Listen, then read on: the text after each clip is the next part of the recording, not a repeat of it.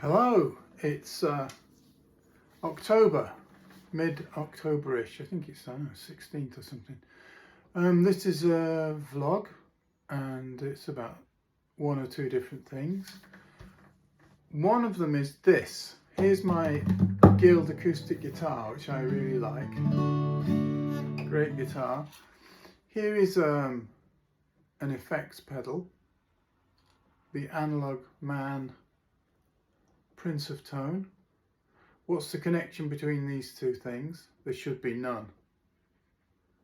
But last night there was, because this was stored in a shelf with a bunch of other pieces of similar equipment, and this was sitting nearby on a guitar stand, and I caused this to fall and it hit the front of this guitar and it's left a dent. Doesn't look like much, I know, but I don't like it.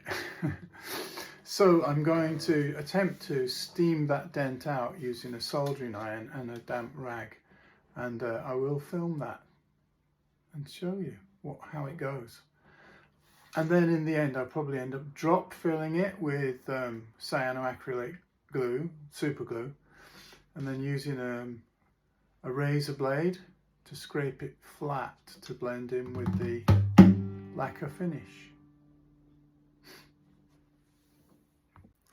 So yeah, recording a bit more of this vlog in a sort of pissed off mood, a bit annoyed, because I have sent for an attachment for my Dremmel, because here's my Dremmel, because I want to use it to route out a slot in the saddle of an old Hagstrom guitar, big enough to put in a new bone bridge saddle to carry the strings.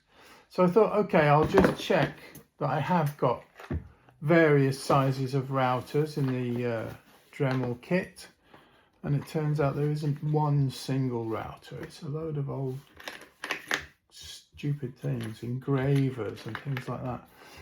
So it means, having waited for this accessory for 2 weeks, I'm now going to go and somehow find an actual router, which I assumed I had.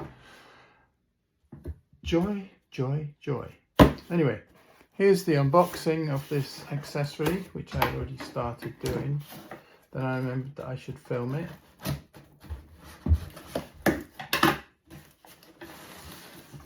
I should film it because I'm a YouTuber.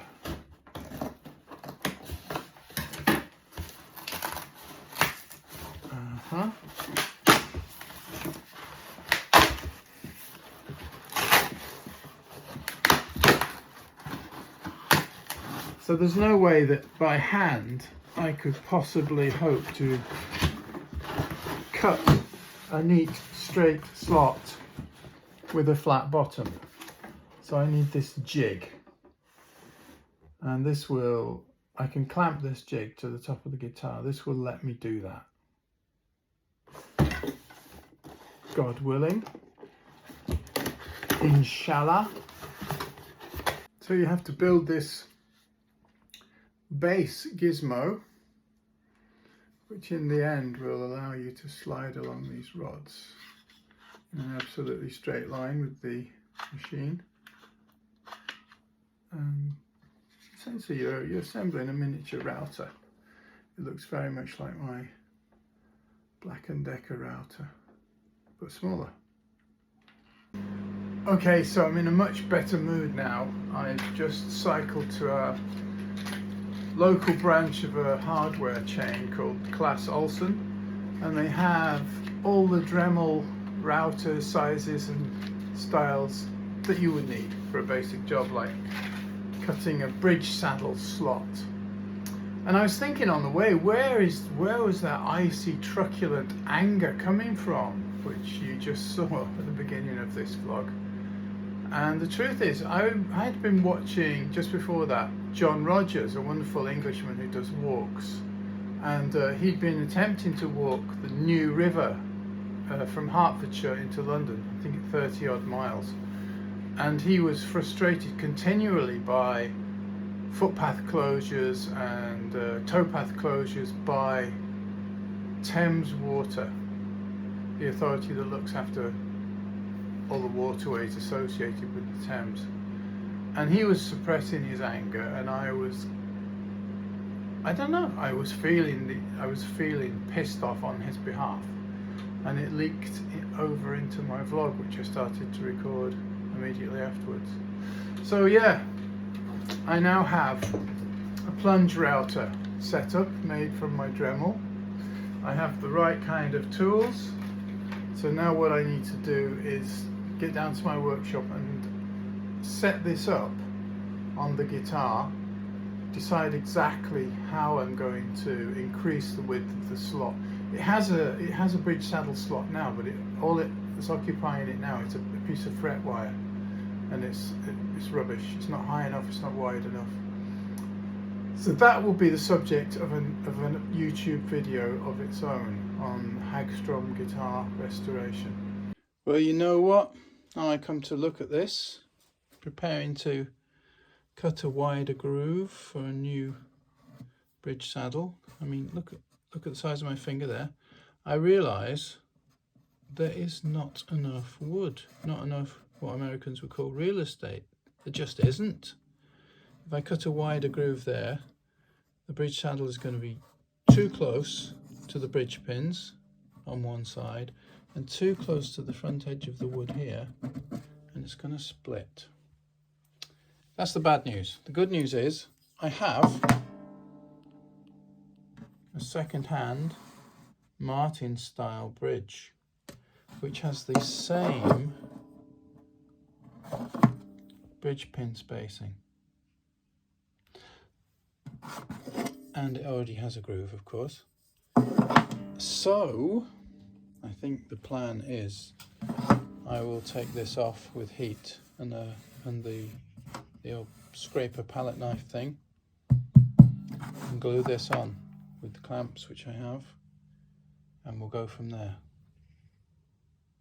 So that's the end of that part of my vlog. So the next thing, the last thing this vlog will cover is that I've done something which, as a lifelong guitarist, it's a very strange thing to do. It's a bit like a Manchester United supporter suddenly decided he prefers to support Arsenal or something like that, or a footballer becoming a cricketer. I was working at a flea market for 2 days about a week ago, which was raising money for my daughter's school band. It's a kind of marching band thing that they have in Norway called a korps, not a dead body, a K-O-R-P-S. Every town has at least one, and the major schools have one, and there's lots of them. It's a thing. It's not a thing in the UK at all. Well, it is, but it's a minority interest. And I was assigned to the stall selling pots and pans and metal ornaments and pewter and glassware and that kind of stuff, cutlery. And about 100 meters away, a bit less, was a stall selling musical things and associated objects. And I just decided to buy something there, which I've been thinking about for some time. And it's this. It's not a trumpet, it's a cornet, as played by Bix Baederbecke, the famous jazz player, and others.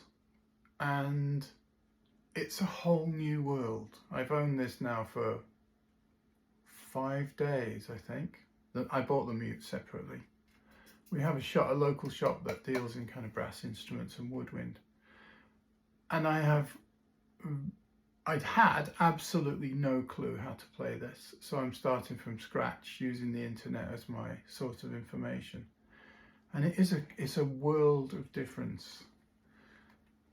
The important thing about playing, it turns out, is your mouth and the control of pairs of muscles here and here, which I didn't know we had. When I open my mouth, I assume I use my jaw. But apparently you can open your mouth, keeping your teeth in one place, you can Open and close your mouth.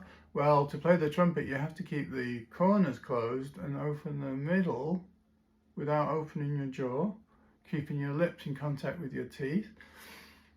And it takes a long time, years maybe, to develop this, what's called an embouchure.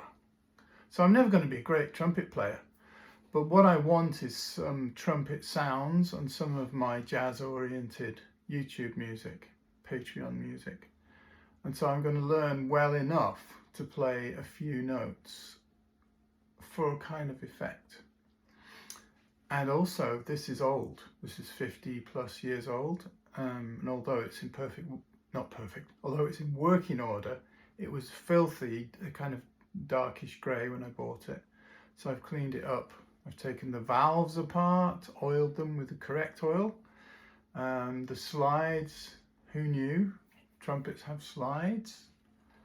The whole thing can be of a different length to change the fundamental note of it. But this is basically this is a B flat cornet. So there's slides for the fundamental tuning, and each valve opens and closes access to loops of tubing, and those loops of tubing can themselves be tuned by sliding in and out.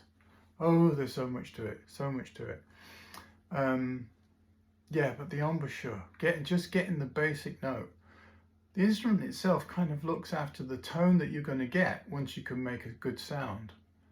And you vary it by the speed of the air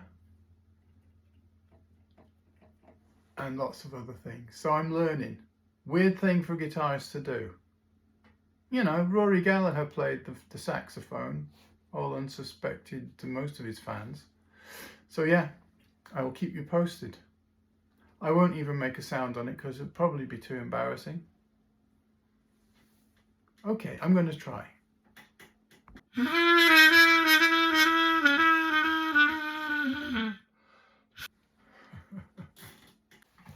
That's enough for this vlog.